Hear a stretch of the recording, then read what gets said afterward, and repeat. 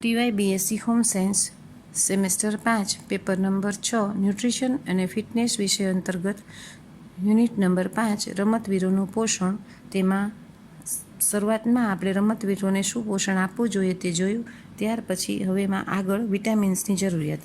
બી vitamins અને તેમાં ખાસ કરીને થાયામિન, રાઇબોફ્લોવિન અને નાયાસિન શરીરની શક્તિ ઉત્પાદન કરતી પ્રક્રિયામાં અગત્યનો ભાગ ભજવતા હોવાથી વધારે પ્રમાણમાં લેવા જોઈએ. તેમના કાર્યો નીચે પ્રમાણે છે. થાયામિન ગ્લાયકોજનના રૂપાંતરણ અને વપરાશમાં અગત્યનો ભાગ ભજવે છે અને બ્રાન્ચ્ડ ચેઇન એમિનો એસિડના કેટાબોલિઝમમાં પણ અગત્યનો ભાગ ભજવે છે. રાઇબોફ્લેવિન પ્રોટીન, કાર્બોહાઈડ્રેટ અને ચરબીમાંથી થતા શક્તિના ઉત્પાદનમાં અગત્યનો ભાગ ભજવે છે. નાયાસિન એ અગત્યનો કોએન્ઝાઇમ્સ એનએડી અને એનએડીપી બનાવે છે, જે શક્તિના ઉત્પાદન માટે આવશ્યક છે. આથી એન્ડ્યુરન્સ એથ્લેટનું દરેક ખાણું અને નાસ્તો હંમેશા રાઇબોફ્લોવિન, થાયામિન અને નાયાસિનથી ભરપૂર હોવો જોઈએ. વિટામિન સી અને ઈ. હાલના સંશોધન પરથી સાબિત થયું છે કે વિટામિન સી અને ઈ પણ રમતવીરો માટે અતિ અગત્યના છે. રમતવીરોમાં રમત દરમિયાન થતા શક્તિના ઉત્પાદન દરમિયાન ઓક્સિડેટિવ ડેમેજ થાય છે.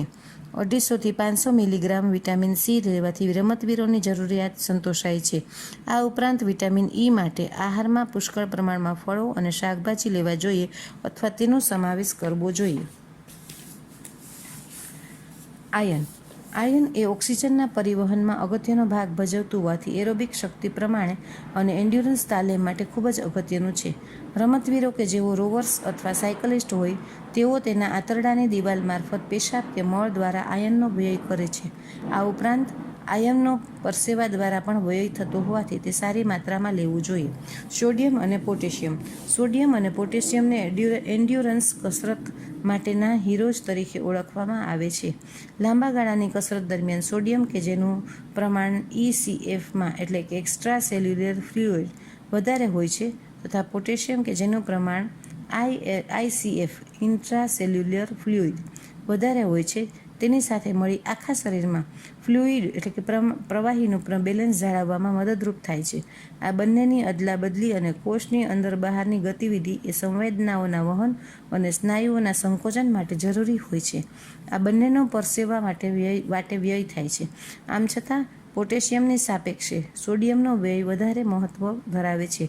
જો કસરત દરમિયાન સોડિયમનો વધારે પ્રમાણમાં વ્યય થાય અને જો તેની પૂર્તિ કરવામાં ન આવે તો હાઇપોનેટ્રીમિયા જેવી પ્રાણઘાતક પરિસ્થિતિ ઉત્પન્ન થાય છે. આ ઉપરાંત સોડિયમ એ ગ્લુકોઝના શોષણ માટે આવશ્યક હોવાથી બધા સ્પોર્ટ્સ ડ્રિંક્સમાં તે હાજર હોય છે. શરીરને બધા જ કાર્યો કરવા માટે સોડિયમ 500 મિલીગ્રામ પ્રતિ દિવસની જરૂર પડે છે, પરંતુ હાલના સંશોધનો પ્રમાણે RDAમાં સોડિયમની જરૂરિયાત 1500 મિલીગ્રામ પ્રતિ દિવસ ગણવામાં આવે છે.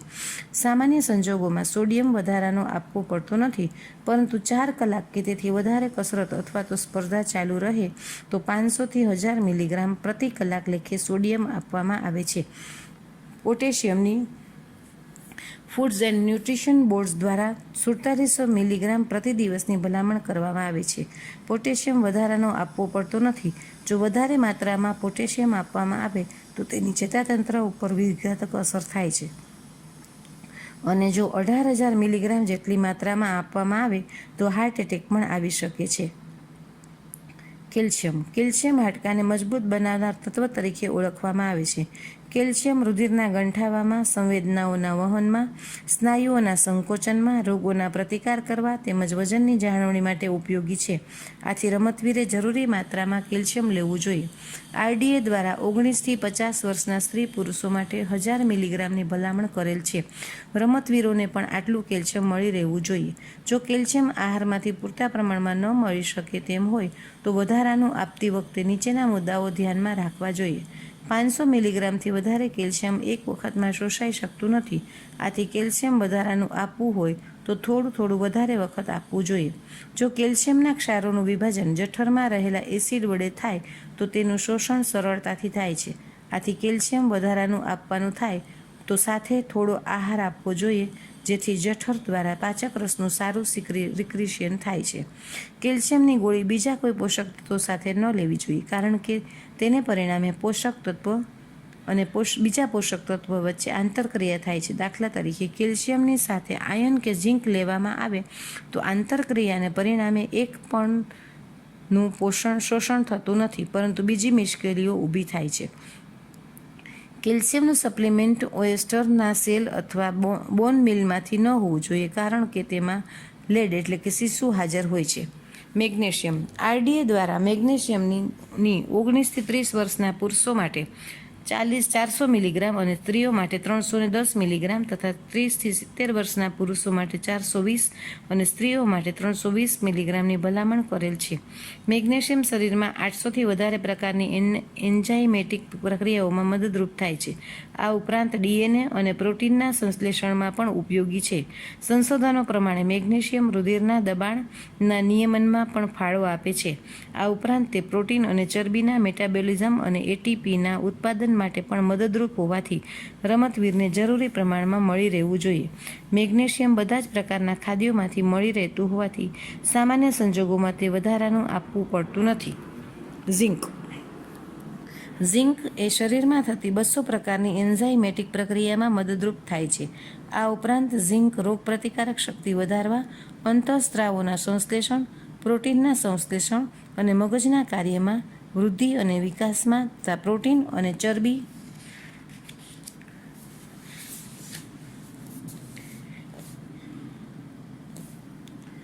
કાર્બોહાઈડ્રેટના મેટાબોલિઝમમાં ઉપયોગમાં હોવાથી રમતવીરને જરૂરી પ્રમાણમાં મળી રહેવું જોઈએ. આરડીએ દ્વારા 11 મિલીગ્રામ પુરુષો અને 8 મિલીગ્રામ સ્ત્રીઓ માટે ઝિંકની ભલામણ કરેલ છે. આથી સામાન્ય સંજોગોમાં તે વધારાનું આપવું પડતું નથી. આ ઉપરાંત મેગ્નેશિયમ, ક્રોમિયમ, કોપર, મોલિબ્ડેનમ અને સેલેનિયમનો ચોક્કસ પ્રકારના કાર્યમાં ફાળો હોવાથી રમતવીરે બધા જ મિનરલ્સ આરડીએ પ્રમાણે લેવા જોઈએ, જે સારો અને બેલેન્સ ડાયટ લેવાથી મેળવી શકાય છે. ત્યાર પછી છે ફ્લુઇડ એટલે કે પ્રવાહી. રમતવીરે શરીરમાં રહેલા પાણીનું પ્રમાણ જાળવી રાખવું અતિ અગત્યનું છે, કારણ કે તેના દ્વારા શરીરના તાપમાનનું નિયમન થાય છે અને બ્લડ પ્લાઝમા વોલ્યુમ પણ જળવાય છે. કસરત દરમિયાન શક્તિ ઉત્પન્ન થતી હોવાને કારણે રમતવીરનું પ્રથમ ધ્યેય પોતાનું શરીર ઠંડુ રાખવાનું હોય છે. આ માટે પ્રવાહીનું બાષ્પીભવન થાય છે અને શરીર ઠંડુ રહે છે. આ ઘટનાને આપણે પરસેવા તરીકે ઓળખીએ છીએ. જો પ્રવાહી પરસેવા વાટે વધારે પ્રમાણમાં વહી જાય અને તેની પૂર્તિ કરવામાં ન આવે તો ડિહાઇડ્રેશન થાય છે, જેને પરિણામે શરીરના તાપમાનમાં વધારો થાય છે. શરીરના તાપમાનનો આ વધારો સીધો જ કાર્ડિયોવાસ્ક્યુલર સિસ્ટમ પર પડે છે, કારણ કે તે કસરત દરમિયાન શક્તિના ઉત્પાદનનું કાર્ય કરે છે. આથી આ સિસ્ટમ નબળી પડે છે અને પરફોર્મન્સ પર વિપરીત અસર પડે છે અને ઘણી વખત પ્રાણઘાતક પણ નીવડે છે. રમતવીર દ્વારા પરસેવા તથા પેશાબ વાટે થતા પ્રવાહીના વ્યયની પૂર્તિ કરવા માટે પૂરતા પ્રમાણમાં ફ્લુઇડ લેવું જોઈએ, જેથી કરીને તેના વજનમાં થતો ઘટાડો એ શરીરના કુલ વજનના 2% કરતાં ઓછો રહે.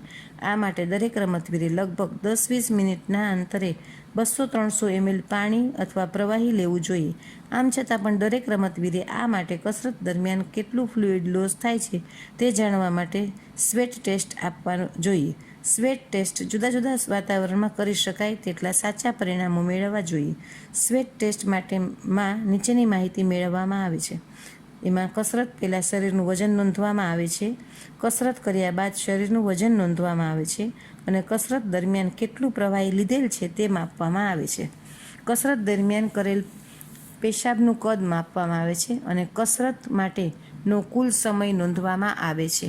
ફ્લુઇડ લોસની ગણતરી સારી રીતે અને સાચી થઈ શકે તે માટે કસરતનો સમય 1-2 કલાક રાખવામાં આવે છે. આથી પેશાબ દ્વારા થતો ફ્લુઇડ લોસ માપવો પડતો નથી. ઉપર પ્રમાણેની માહિતી મેળવ્યા બાદ નીચે પ્રમાણે પરસેવાનો દર જાણી શકાય છે. કસરત દરમિયાન થતા શરીરના વજનમાં ઘટાડો ગણવો. કસરત દરમિયાન થતા વજનમાં ઘટાડાને પ્રવાહીના કદમાં ફેરવવો. આ માટે વજનના ઘટાડાને 500 થી 750 મિલીગ્રામ વડે ગુણવામાં આવે છે. ચોક્કસ કસરત માટે જરૂરી ફ્લુઇડની ગણતરી કરવી. 1 કલાક કસરત કરવા માટે જરૂરી ફ્લુઇડની ગણતરી કરવી. સામાન્ય રીતે રમતવીરો 10-20 મિલી પ્રતિ મિનિટના દરથી ફ્લુઇડનો વ્યય કરે છે.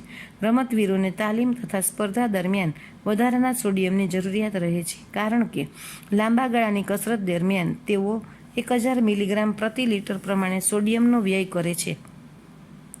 પરિણામે 4 થી 6 કલાક કે તેનાથી વધારે સમય કસરત કરતા રમતવીરોની સોડિયમની જરૂરિયાત 500 થી 1000 મિલીગ્રામ પ્રતિ કલાક પ્રમાણે આપવાની ભલામણ કરવામાં આવી છે.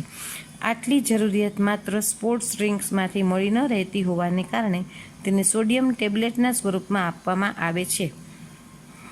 બજારમાં સોડિયમની ટેબ્લેટ 150 મિલીગ્રામથી શરૂ કરીને 1000 મિલીગ્રામ સુધી ઉપલબ્ધ છે. દાખલા તરીકે, એક વ્યક્તિમાં 1.2 માઇલનું 45 મિનિટમાં સ્વિમિંગ કરે છે, ત્યારબાદ 56 માઇલ્સ 3.18 કલાક સુધીમાં સાયકલિંગ કરે છે, તો તે વ્યક્તિ માટે હાઇડ્રેશન પ્લાન અથવા આહાર આયોજન કરો.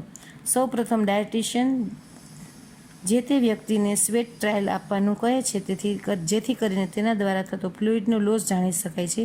સામાન્ય રીતે રમતવીરો 10-20 મિલી પ્રતિ મિનિટ ફ્લુઇડ લોસ કરતા હોય છે.